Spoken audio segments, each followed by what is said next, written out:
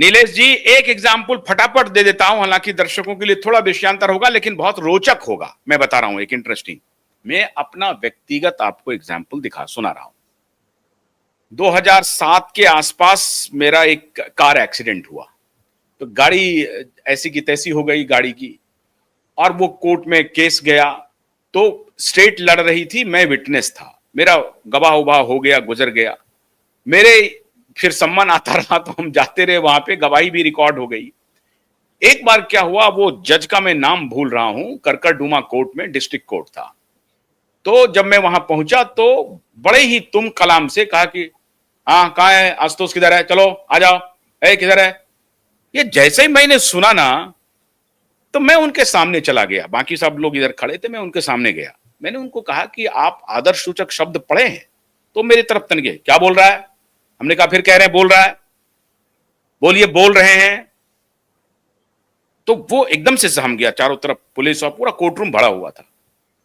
तो मैंने कहा कि तमीज से बात कीजिए, आपको किसने अधिकार दिया तुम कलाम करने का? आपने आदर्श सूचक शब्द का अध्ययन नहीं किया है? फिर उनके रीडर जो थे बगल में, उन्होंने कहा कि साहब ये जर्नलिस्ट हैं। तो फिर वो हमारा केस देख रहे थे, फिर वो इमीडिएटली चेंज हो गए और बोले कि कोई बात नहीं, कोई बात नहीं, आपको बुरा लगा है तो फिर आ गए। और मैं, आप हैरान होंगे, पूरी हियरिंग खत्म होने के बाद उनका रीडर मुझे आकर के कहता है कि आप थोड़ी देर रुक जाना, सर से मिलके जाना। और फिर उन्होंने मुझे अपने चैम्बर में बुलाया, मैं गया उनसे मिलने के लिए। मैंने कहा कि साहब मेरा नुकसान हुआ है, मैंने सिर्फ ये अर्जी किया था कि साहब ये जो ड्राइवर है इसको अब छोड़ दीजिए, ये गरीब आदमी है, अब रहने दीजिए इसको, मेरा कुछ नहीं है, मैंने इसके हाथ से मैं तो कम से कम जिंदा बचा हूं, गाड़ी बर्बाद हो गया। तो ट्रक का ड्राइवर था, इसके मालिक को पकड़िए जो भी पकड़ना है। तो फिर उन्होंने कहा कि ये आपका कहना है, कोर्ट अपने हिसाब से चलेगी। मैंने कहा कि ठीक बात है, आप अपने हिसाब से चलिए। लेकिन फिर उन्होंने कहा कि अगर आप इसको प्रोटेस्ट करना चाहते हैं तो हम प्रोटेस्ट आगे बढ़ाते हैं। हमने कहा कि साहब मैं 4 साल से ये केस लड़ रहा हूं, अगर प्रोटेस्ट करूंगा तो अगला 4 साल फिर इसी तरीके से मुझे कोर्ट आना पड़ेगा, तो इससे रहने दीजिए, माफ कीजिए, आपको जो करना है करिए। तो कहा कि नहीं, आपको बुरा लगा, इसके लिए मैं माफी चाहता हूं। और वो कोर्ट अंदर में अकेले में उन्होंने मुझे कहा। तो ये है कि अगर आप न्याय सम्मत बात कहीं भी करेंगे तो लोग आपको रेस्पेक्ट देंगे। तो ये निर्भर करता है कि अगर आप ही चोर हो तो आपको तो डांट टपट सुनना ही पड़ेगा। अभी सुनिए सर, अभी देखिए, पूरे देश में, पूरे दुनिया में, देश की बात नहीं कर रहा हूं, पूरे दुनिया में एक पत्र की बहुत चर्चा होती है। हाँ, अब्राहम लिंकन ने स्कूल के टीचर को, हेडमास्टर को लिखा हुआ पत्र, मेरे बच्चे को ये सिखाइए, मेरे बच्चे को वो सिखाइए। अच्छी बात है, एक नैतिकता का एक नया ट्रेंड सेट हुआ उस पत्र की वजह से, अच्छे संस्कार मिलते हैं। सीजीआई ने जो पत्र लिखा है सूर्यकांत जी ने, ये पत्र इतिहास में अब्राहम लिंकन के लिखे पत्र से कई लाख गुना बेटर है। मेरे ख्याल से सब तरफ इसको सर्कुलेट करना चाहिए, इस पत्र को।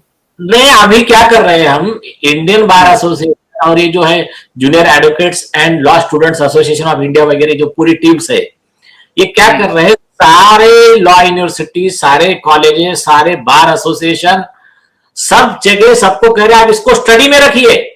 और सारे देश के सारे पब्लिक सर्वेंट्स, चाहे वो आईपीएस पुलिस अधिकारी हो, सेक्रेटरी हो, कलेक्टर हो, तहसीलदार हो, जज हो, हाईकोर्ट जज हो, सेशन जज, मजिस्ट्रेट, कोई भी हो, सब लोगों को ये पत्र दिया जाए और उनको ये बताया जाए कि आपको देश के चीफ जस्टिस ऑफ इंडिया के हिसाब से ये देश का एक जनसेवक का कल्चर ऐसा निभाना है।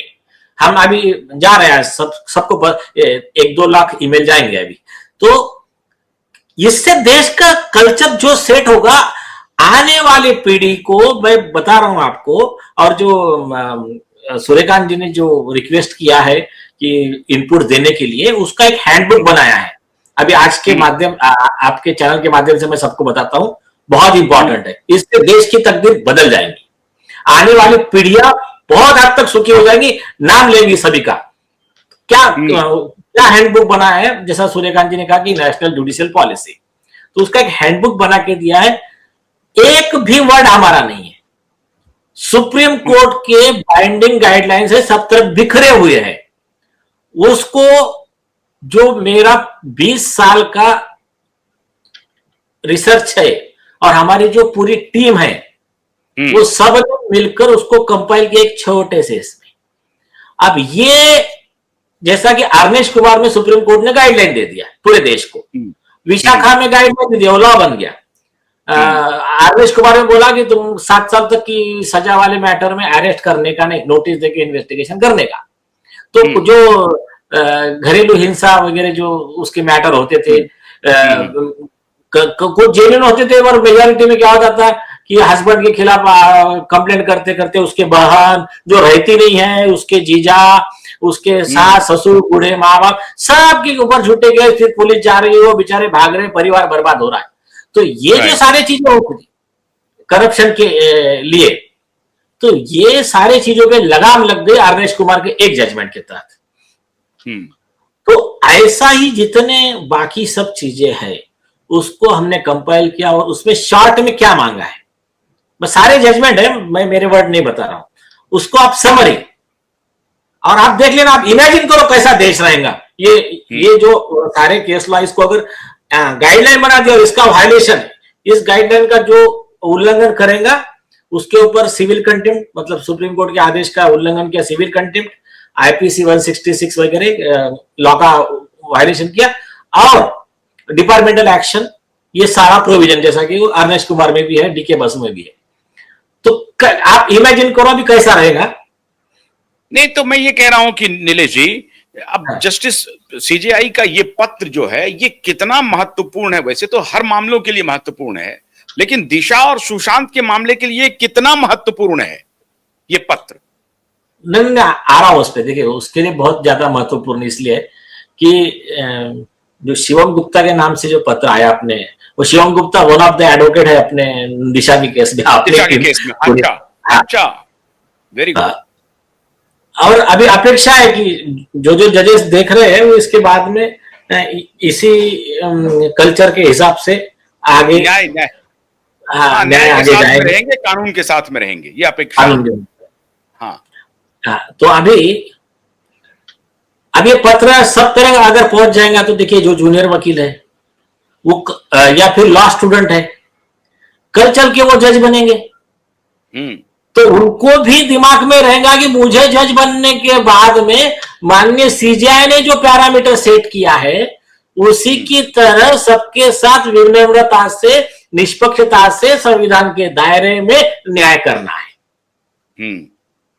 नई पीढ़ी इस तरह से बनेगी, और जो वकील निकलेंगे उसमें से वो ये सोच के निकलेंगे कि देखिए, मैं जूनियर हूं, इससे कुछ फर्क नहीं पड़ता है, अगर मैं देश के लिए कुछ करना चाहता हूं तो माननीय सीजेआई सूर्यकांत जी जैसे न्यायाधीश इस देश में है, जो हमारी बात भी सुनेंगे, उसकी कॉग्निजेंस भी लेंगे, उसको रिस्पॉन्ड भी करेंगे, और हमारी बात सुनी भी जाएंगी, हमारा हक मिलेगा हमको, और हम इस देश में अनाथ नहीं है। केवल सीनियर कॉल। अद्भुत पत्र है नीलेश जी, ये तो अद्भुत पत्र है, अविश्वसनीय है। ऐसा होता नहीं है।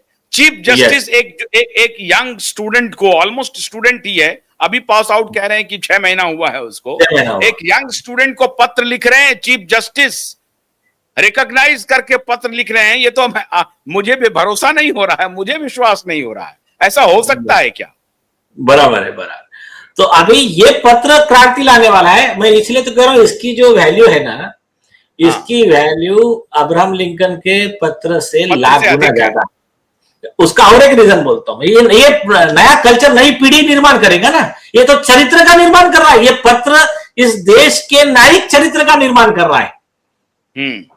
और क्या है, चीफ जस्टिस ऑफ इंडिया है। इन्होंने ये नहीं कहा कि दूसरे को आप ऐसा करो, इन्होंने एग्जाम्पल सेट किया, action speak louder than the words. मैं ऐसा काम कर रहा हूं आप और कह रहे हैं मुझे गाइड कीजिए। कमाल की बात है, एक स्टूडेंट के रूप में, एक जो अभी पास आउट हुआ है स्टूडेंट, उसको स्वयं चीफ जस्टिस एक स्टूडेंट के रूप में कह रहे हैं कि आप मुझे गाइड करते रहिए। कमाल हो गया सर। और इसमें एक वर्ड ख्याल में रखिए, देखिए एक कोट है कि जो लॉ है ना, लॉ बहुत वास्ट फील्ड है। राम जेठमलानी साहब खुद कहते थे, लॉ इज सिंधु नदी है, मुझे सिर्फ एक बिंदु पता है जो मतलब हाँ हम्बलनेस यही है ना। तो लॉ का कैसा है कि no one can claim perfection, और हर आदमी लाइफ टाइम स्टूडेंट रहता है। यस जिसने, जिस वकील ने या जिस जज ने कह दिया मुझे सब आता है, तो वो कोर्ट कहता है कि that is the end day of that lawyer. वो उसका अंतिम दिन है। लॉ तो रोज इवॉल्व हो रहा है ना, रोज इवॉल्व हो रहा है, बिल्कुल बिल्कुल। तो ये इसलिए लॉ बहुत वास्ट फील्ड है, no one can claim perfection. तो वो जो चीज है, ये बात को अच्छे बड़े लोग समझते। देश का दुर्भाग्य बताता हूं मैं क्या है। द आयरनी क्या है कि the brilliants are full of doubts and the idiots are full of confidence. बिल्कुल ठीक कह रहे हैं आप, बिल्कुल ठीक कह रहे हैं। तो ब्रिलियंट को अपने डाउट को अगर हटा दें और वो इडियट के कॉन्फिडेंस को ले आए, तो इडियट का डाउट बढ़ जाएगा और इडियट बाहर हो जाएगा, एलिमिनेट हो जाएगा। नहीं क्या होता है ना, जो एलिमिनेटेड। नहीं कोई भी नॉलेजफुल और ईमानदार आदमी क्या करता है, कोई भी वर्ड जजमेंट लिखता है ना, तो लिखने से पहले 100 बार सोचता है कि मैं ये दूंगा तो सामने वाले पे अन्याय तो नहीं हो रहा, इसका ये तो नहीं हो रहा, या इसको पूरा न्याय तो नहीं मिल रहा। ऐसा पूरा सोच के लिखता है, इस तरह से डाउट के साथ काम करता है। इडियट रहता है, अरे हाथ लिख दो, क्या है आदित्य ठाकरे ने गैंगरेप मर्डर किया होगा, लेकिन कोई बड़ा मसला है नहीं, ऐसे छोटे मोटे केसेस होते रहते हैं, तो ऐसे भाई इडियट तो कुछ भी लिख सकते हैं। तो कोई विषय नहीं है।